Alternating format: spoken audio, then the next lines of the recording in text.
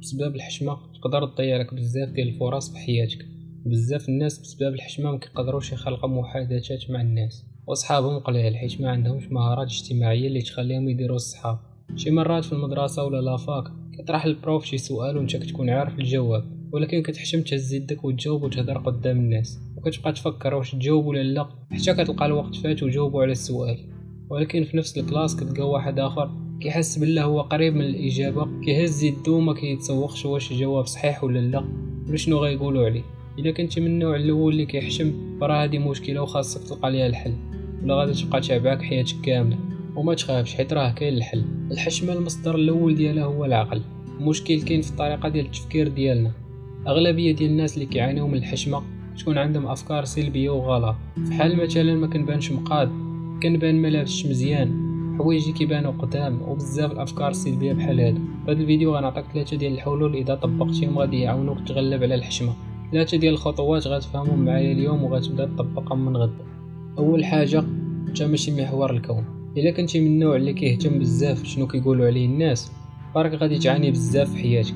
اول حاجه خاصك تعرف بلي راي الناس كيبقى غير راي وصافي. اكثر حاجه كتخلي بزاف منا يحشم هي انه كيحسب لينا بلي كلشي حاضينا وكلشي مركز معانا، ولكن راه العكس. فاش تبغي دير شي حاجه ديرها، راه ماشي كلشي مركز عليك، حيت راه اصلا حتى واحد ما مسوق لك، وكل واحد كيفكر غير في التصرفات ديالو. يعني واخا دير شي حاجه ماشي صحيحه راه ما غيتسوق لك حتى حد، حيت كلشي كيفكر غير في راسو. دير داكشي اللي بغيتي وما تسوقش لشنو غادي يقولوا عليك الناس، حيت راه كل واحد مديها غير في راسو. ثاني حاجه، المعلومه والمعرفه. خويا اختي، اكثر حاجه غادي تخليك تحيد الحشمه وتكون عندك ثقه في راسك هي القرايه ديال الكتب. دابا تخيل معايا واحد قاري على بزاف ديال المجالات، ملي كيسولو شي حد كيلقاه فاهم في اي مجال. راه كل ما كانت عندك معرفه كبيره الحشمه غتحيد، حيت بكل بساطه غيكون عندك مذكور. بدا تقرا كتب على تطوير الذات، حيت غادي يغيروا النظره ديالك للحياه وغادي يفتحوا لك عينيك على بزاف ديال الحوايج. وإلا كنتي الشخص اللي ما كيقراش فاليوتيوب هو الحل، فيه اي حاجه بغيتي. وغادي نخلي في الديسكريبشن لين ديال القنوات كيديروا ملخصات ديال الكتوبه. هاد القنوات عاونوني بزاف نطور من راسي، وانا متاكد غيعاونوك حتى انت. ثالث حاجه، ورط راسك. الا كنتي ديما كتقلب غير على المواقف ولا البلايص اللي كتحس فيهم بالراحه ديالك غتبقى ديما تحشم.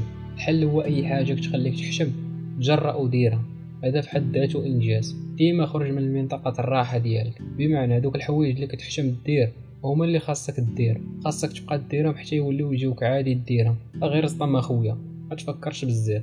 فاش تلقى الفرصه تهضر غير هضر، ما تبقاش تفكر كيفاش الناس غيشوفوني واش غنغلط. غير غلط، فين كاين المشكل؟ حنا ماشي ملائكه. تعلم تهضر وانت مرتاح، حيد عليك ديك الصفه ديال الكماليه، حيت حتى شي واحد ما كامل. اذا خويا اختي، حتى واحد ما كيتسوق لك، كلشي كيفكر غير في راسو وكلشي حاضي غير راسو. يعني ما عندك لاش تحشم، سير وعيش حياتك كيف ما بغيتي وما تخلي حتى شي واحد ياثر عليك. الحشمه راه ماشي شي حاجه اللي سهله، راه من بين اصعب الحوايج اللي تقدر تتغلب عليهم. خاصك حرفيا تدخل في حرب بينك وبين راسك باش تقدر تحيد منك الحشمه.